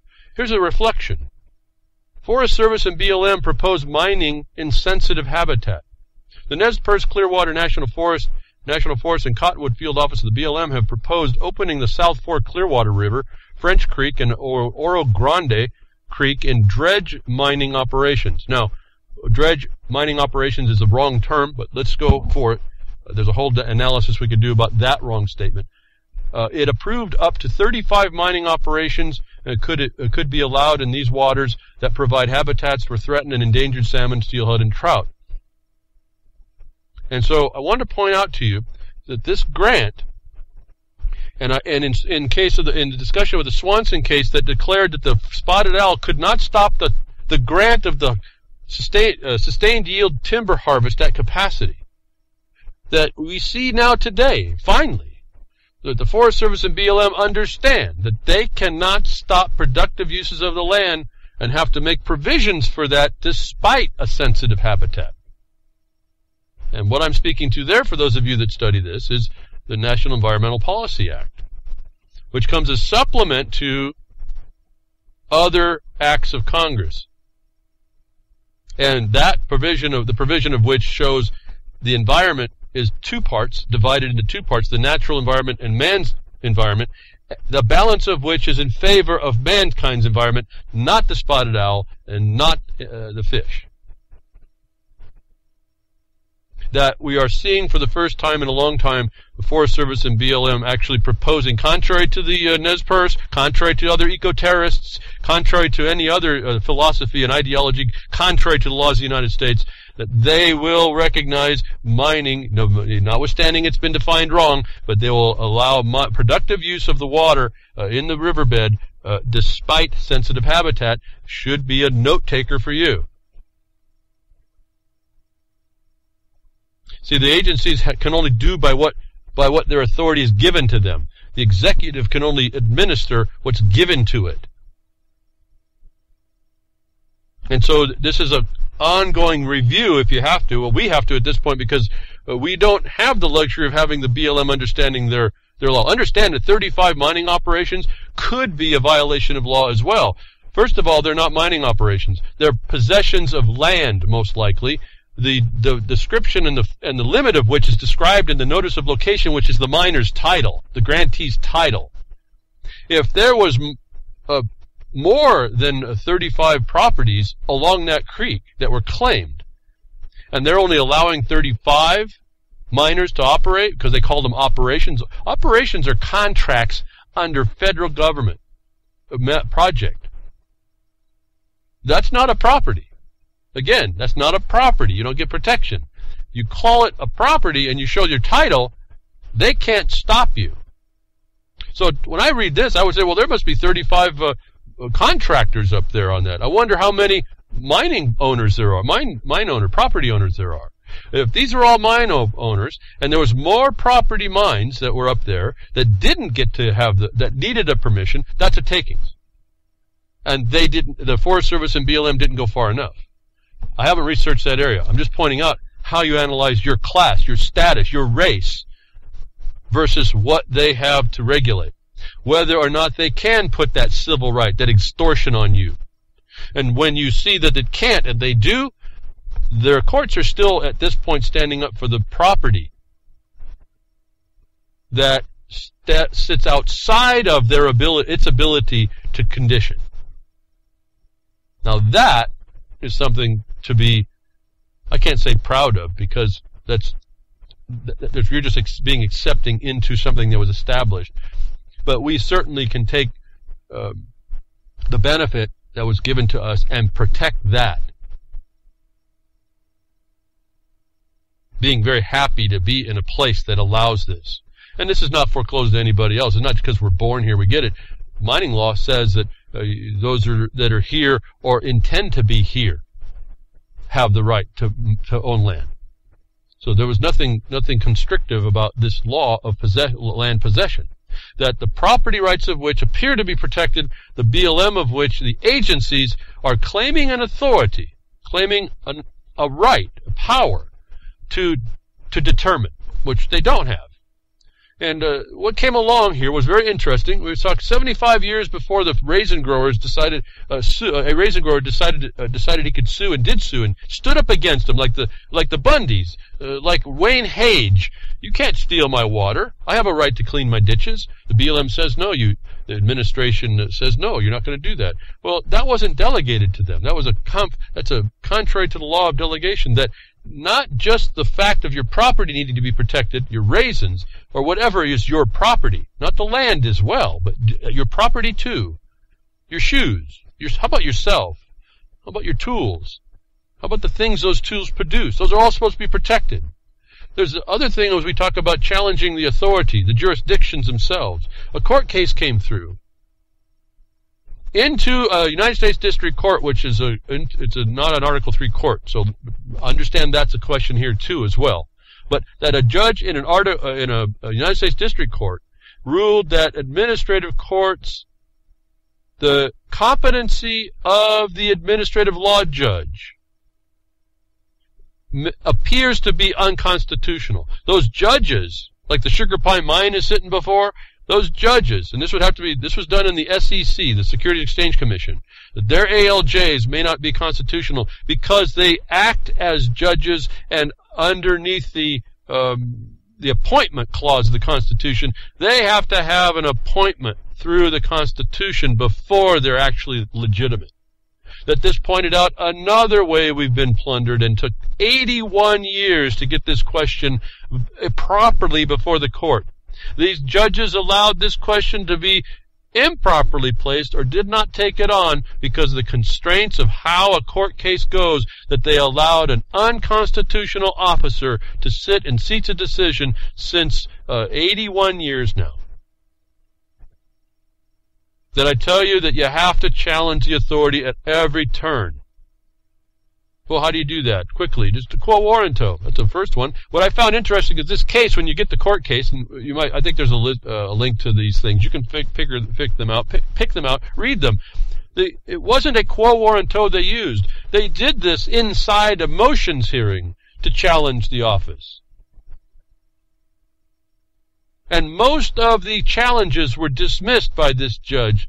The one in the way they finally got the words to magically be correct found that the competency of an administrative law judge, being what they do is so important, rises to the level of an officer requiring confirmation underneath the Constitution, not just appointment underneath the delegated executive authority. That I was fascinated by this case. Another case, notwithstanding the potential incompetence of the court itself making that decision, given that it believes it has jurisdiction, and maybe it does underneath these SEC rules and where it comes from, it certainly couldn't, because it's internal to the government. Article 1, Article 4, Article 2, maybe a source of authority for a United States District Court, but a United States District Court does not have Article 3 power. Article 1 and 4 courts, your bankruptcy courts, for instance, those are territorial courts. I don't know about you, but in this home of the slave here, there are no territories of the United States inside the contiguous states unless ceded. And I don't know of many lands that make a territory of the United States within the United States of America. That these courts have jurisdiction and competence over these decisions. Unless you're looking at a veneer of administration law that an Article 1, Article 2, and Article 4 court may be that they didn't decide. This was not, though, an Article 3 court, federal court, which is to protect your so-called personal rights and property at the federal level. So again, looking through these court cases, very instructional, but even beyond the fog they placed in front of us. If we start paying attention and we start to understand what's going on, and then you develop how you address this, so we get ourselves back from being an embarrassment in the world to somebody that we can, I guess we could say, proud at the point when we finally dig ourselves out. But really, should we be proud that we required ourselves to dig ourselves out and get back to what we were gave, that we needed to work so hard to keep it, instead of just doing the easy part and keeping it right up front? Well, we didn't throw these people out quick. You know, miners never cottoned to lawyers at all. Not in their mining camp. They threw them out. Threw them out. Didn't even want to hear them. The issues are pretty clear. You don't need a lawyer. Property law is pretty simple. You got title or you don't. You got a right or you don't. You got a contract to property or you don't. You got a right to claim the property you have or you don't. That's a really simple.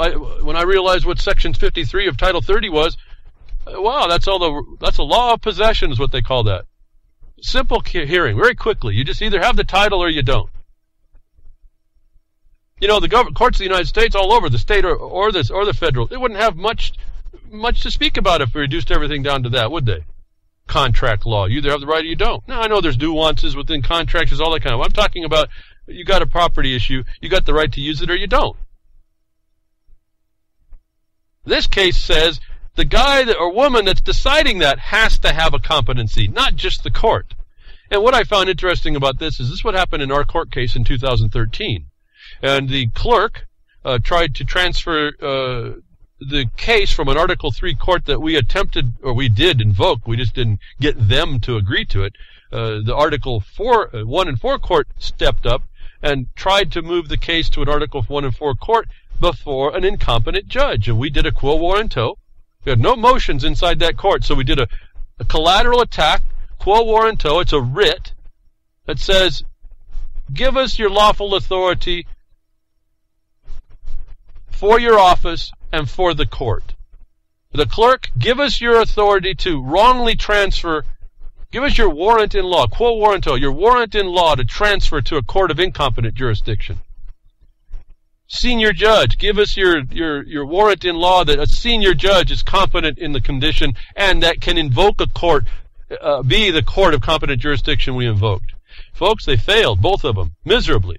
Didn't even answer. This is not much different than saying, okay, ALJ, you claim to have authority. Where is it? We claim that you do important enough things as a judicial officer, even they call it quasi-judicial officer, that it required you to be, your office to be found and commissioned by the appointment clause of the Constitution requiring due process. After 81 years, a territorial court judge says, yeah, that's the way it's supposed to work. Folks, listen, every other administrative law judge case that's been decided on this premise that was found unconstitutional has been void for 81 years, like 75 or so years of 1937 imposition on the producers and the handlers of produce and raisins and all these kind of things and product from the land. Theft over all this time, stopped by only a few people stepping up and making finally the proper argument. Folks, I just can't be proud about a system like that. Another court case, I'll give you another link here in the broadcaster. And I don't get much response from all this, so I don't know how many of you are appreciating the knowledge you can get that I put in the broadcast. These little links I'm using as I go through my tabs.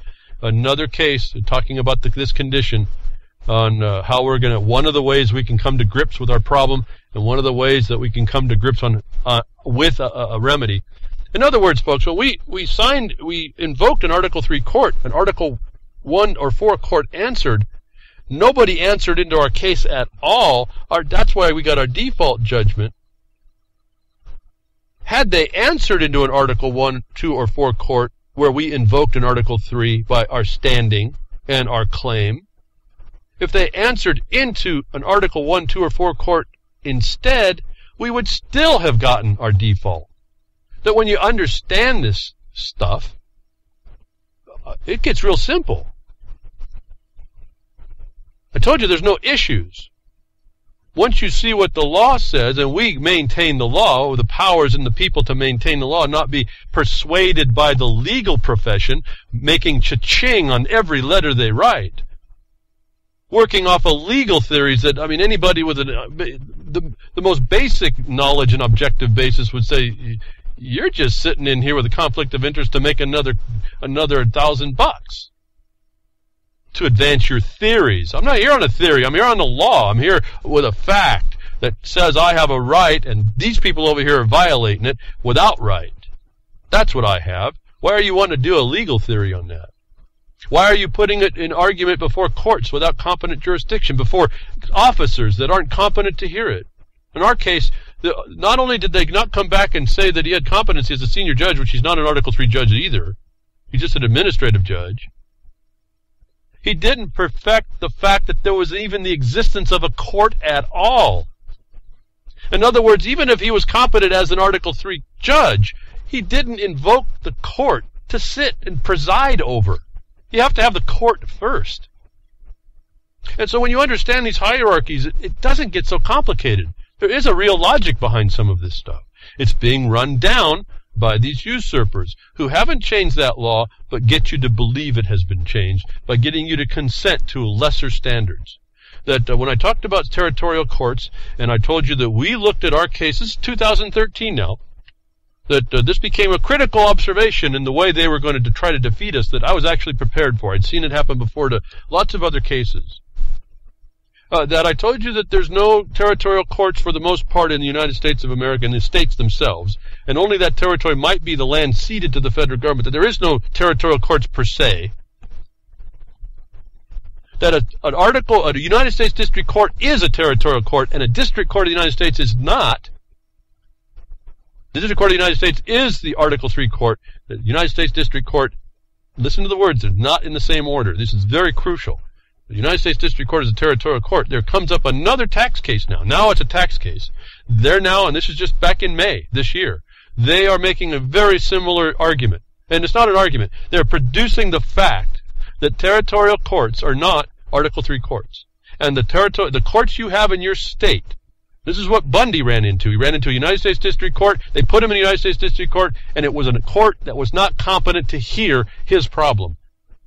And they issued an order, but all orders of courts or officers that have no authority are void at what they call ab initio, from before the beginning. That another case is coming down that looks at this distinction between the courts of competent jurisdiction. You want to talk about being constitutional, folks? You want to know the Constitution? Enforce it. It's supposed. All these laws are supposed to bring peace. We have not been making them accountable.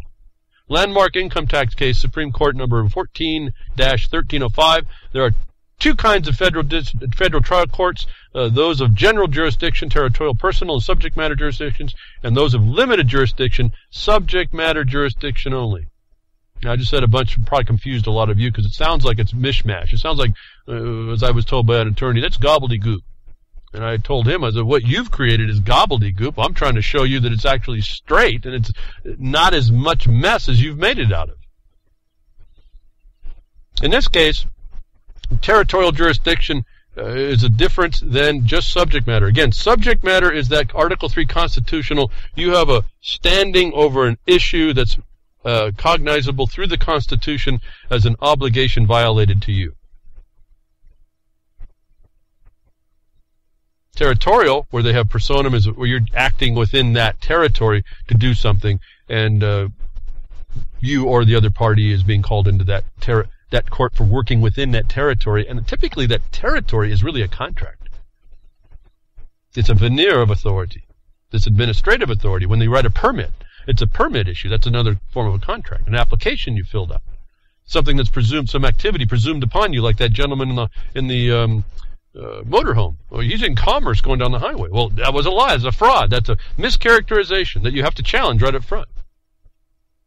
So they change the jurisdiction on you by bringing you into these problems. These general jurisdictions are not necessarily general to land. They can be general to a subject matter, but that brings in the generality of territory, which you may or may not be by the veneer that you come under. In this case, the distinction, your right to use the highway versus your regulable use or commercial use of that highway. Everyone is familiar with the Federal Rules of Regulation, Code of Federal Regulations, United States Code, Internal Revenue Code, the PATIROT Act, and they do actually have PAIROT Act in it.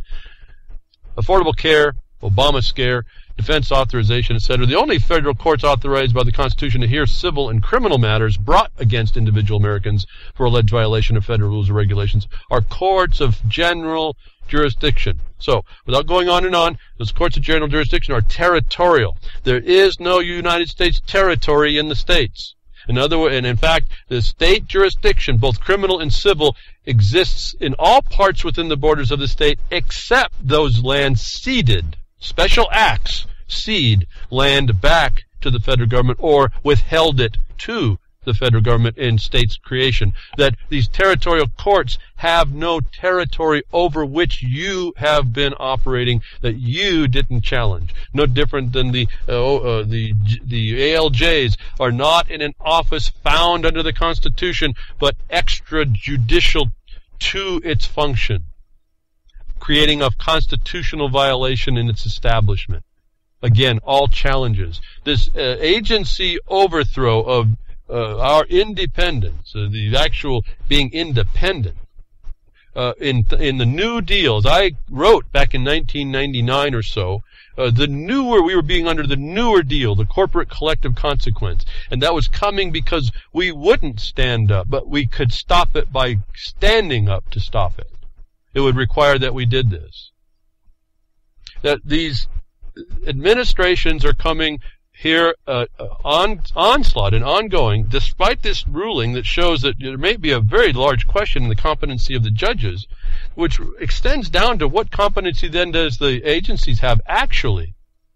That they've been trying to expand underneath sustainable development, especially in the waters of the United States definition. They're trying to expand the authority beyond what law would provide by conjoining it with science. They figured that if they can say science connects the waters all the way to the clouds, and they can subvert congressional land disposal and water appropriations. And with the judgeships that they have that is looking to promote sustainable development, they just might get it.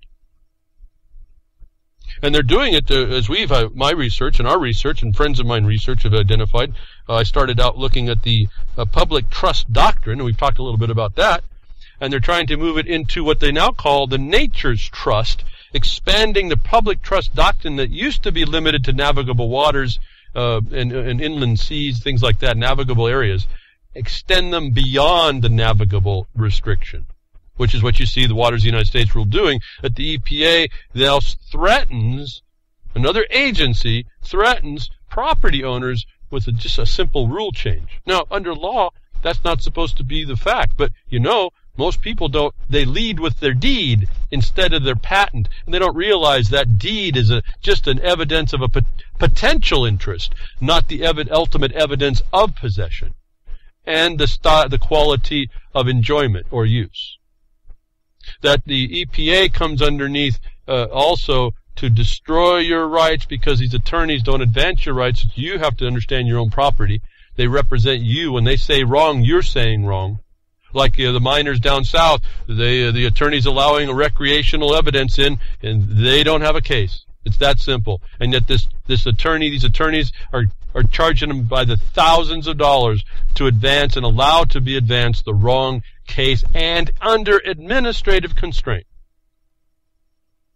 That when you start to see how this works, these EPA, you start seeing that these people have never been challenged authoritatively. The governments have constrained the argument to be able to advance it. So you really do have to study these things to find the question and then be in the place that they'll accept your case. For the most part, those of us that do it that are not attorneys don't really get so much access. Very, very rare is the guy who's not represented by an attorney that gets access. And for the most part, I notice those are people in criminal problems that are in jail. Again, just a major embarrassment on the system that they need to fix. That what's being allowed in cases into the Supreme Court is really administrative cases. In fact, I think an organization called PLF, can't remember what the PLF stands for. They're successful at the Supreme Court helping property owners, but if you look at their cases, they're agreeing that these agencies have authority instead of challenging that they don't. And they win inside some procedural defect, still allowing the jurisdiction to override, giving the courts then give these agencies deference. All right, but so there's this rule, the water rule that's coming. I think it's still up. You can still answer. You can still send in If you sent the water rule, if you sent in a protest a comment, you need to send in your protest. I think it's all time's coming on that one. So get that done. You can be a part of that as well. And this is how simple this is. You send in a comment on point on the law, and you now get a ticket to ride in through and make a decision. Maybe you can join up with another group of people to get your point made. That the EPA now comes really prevalent in the news here. Now that we see the SEC case says that these ALJs and this rulemaking capacity, this decision-making capacity may be faulty, we need to step up and say, hey, you're faulty, or it continues for another how many decades? 81 years for this one case and 75 for the raisin farmer. And understand that they stole from everybody else that didn't get to that court all these decades. That when you do bring these cases up, the agencies are found to not do it right. part of what I saw the power of coordination. The agencies won't do it right because they're on an agenda. They can't fulfill the law. They're trying to subvert the law, and that's going to be the way we hold them back while we figure out how to get rid of these criminals in the office. But just a breaking case, the Supreme Court blocks EPA mercury rule with surreal overestimated tech costs. So if you don't challenge this stuff, they win. So you can't remain silent. You can't be a cricket on these things, even for as tough as it is to get in. But this, I found this case interesting. It was Gerald Celente. I kind of follow him on Twitter. Not much interaction there, but I like to see what he's finding interesting. He railed about this and talked about this was the Supreme Court deciding to poison us because it blocked a mercury regulation. And I went in and I read, because I thought that was kind of harsh on that. I mean, it looks like you could say that, but I also know there's a corruption in the EPA. I also know, it's just a corruption in the government. It's a corruption of justice. There's no justice. It's a plunder that's going on. So I'm not so quick to jump on the trend of saying, that we don't regulate mercury, that all of a sudden we're poisoning everybody. I've really learned to have to slow down and look at this. Well, in this case, that's exactly the point. To let you know about this, the mercury rule really wasn't a decision to poison you. What it ends up being, it actually kind of ties into Administrative Procedures Act requirement to make sure that if a regulated entity is going to be regulated, that the regulations are reasonable and appropriate and are within a cost constraint.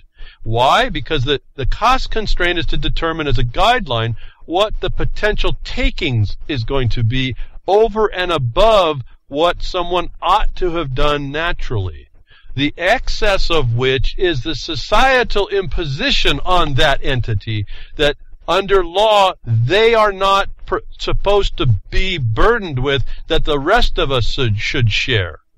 That the way they knocked this rule down really wasn't about knocking down the rule, it was knocking down that the EPA did not consider the appropriate standard of costs, did not set a record for that agency or that an entity, a power company or a set of power companies to set a criteria of limited standard by which they could determine any excess over regulation.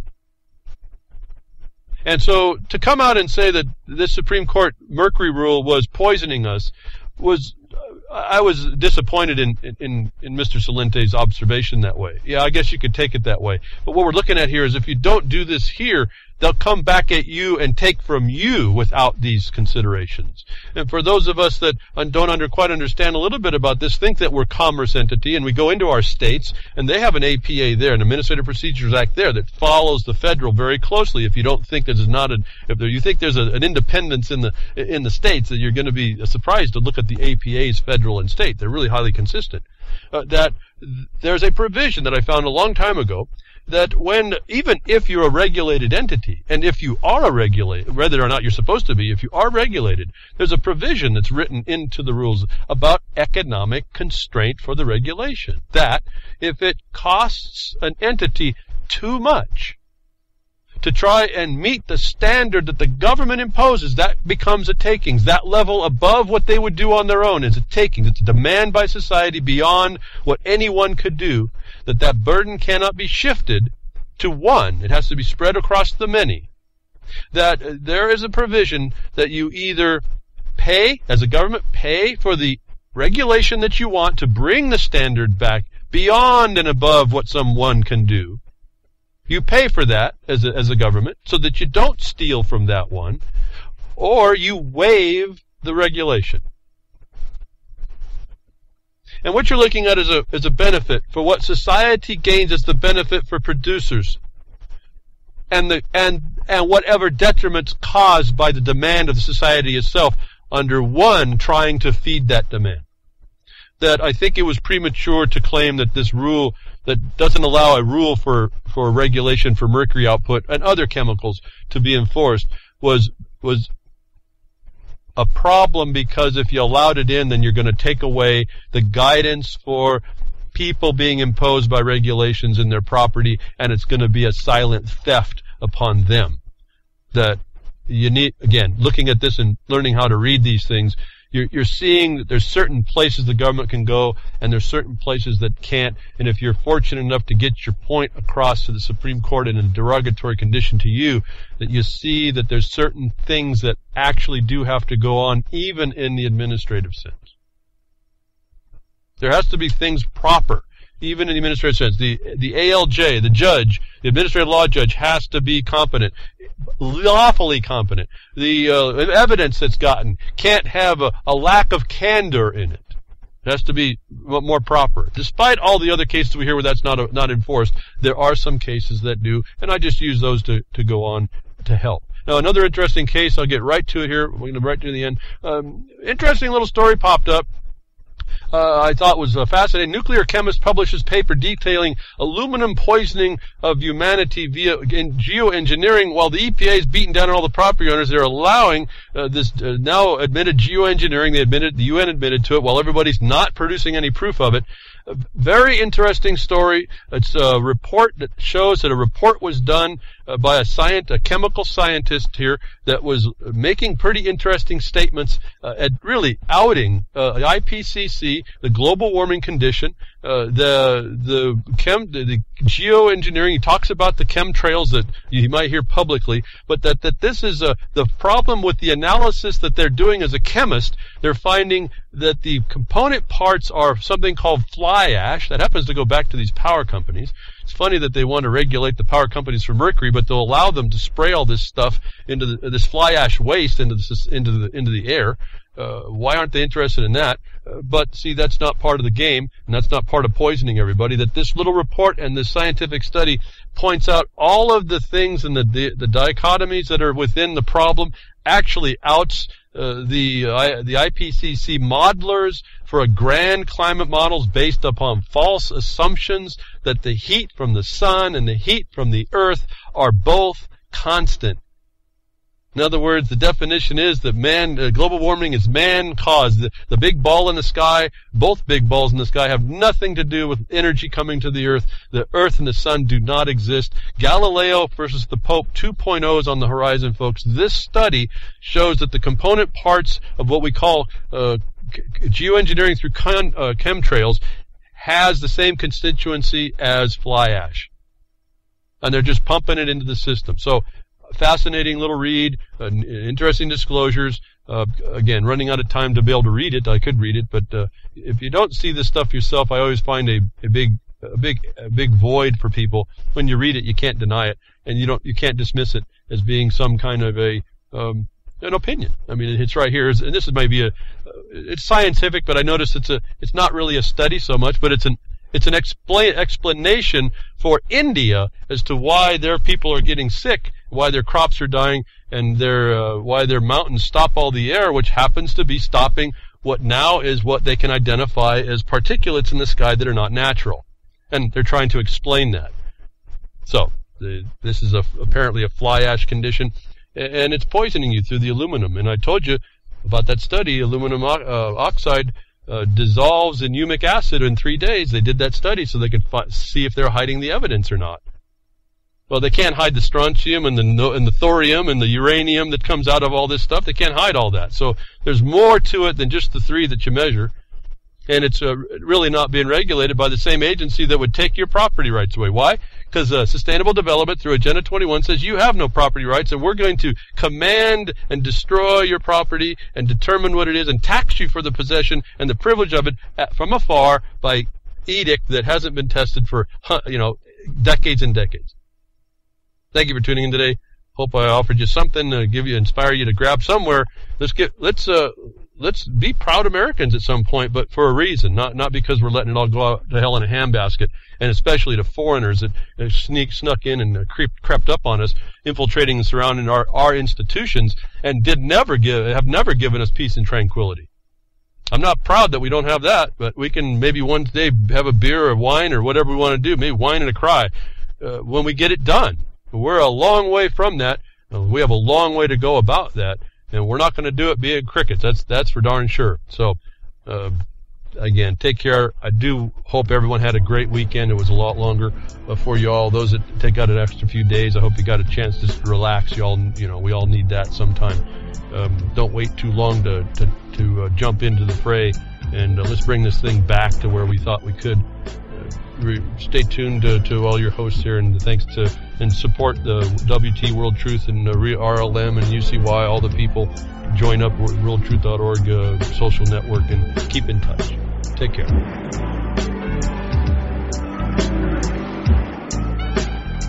Well, that's another lesson. I hope with today's information you can take it to those that misbehave. From behind the woodshed, leaving his mark on the beast, this is Hal Anthony. Till next time, journey with purpose.